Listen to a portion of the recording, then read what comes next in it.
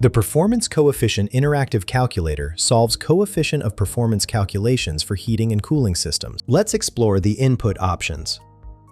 First, select your calculation mode from 6 options: COP heating from heat output and work input, COP cooling from cooling output and work input from COP heating and heat output, work input from COP cooling and cooling output, Carnot COP heating from temperatures, or Carnot COP cooling from temperatures. For this demo, I'll use COP heating from heat output and work input.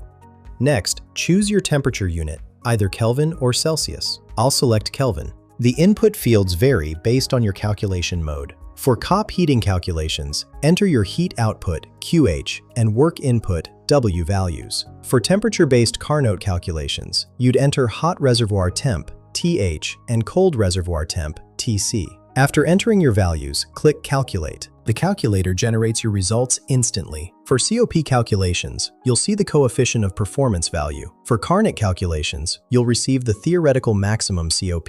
The calculator also provides efficiency percentages when applicable, helping you evaluate system performance against theoretical limits. This tool streamlines performance analysis for heat pumps and refrigeration systems.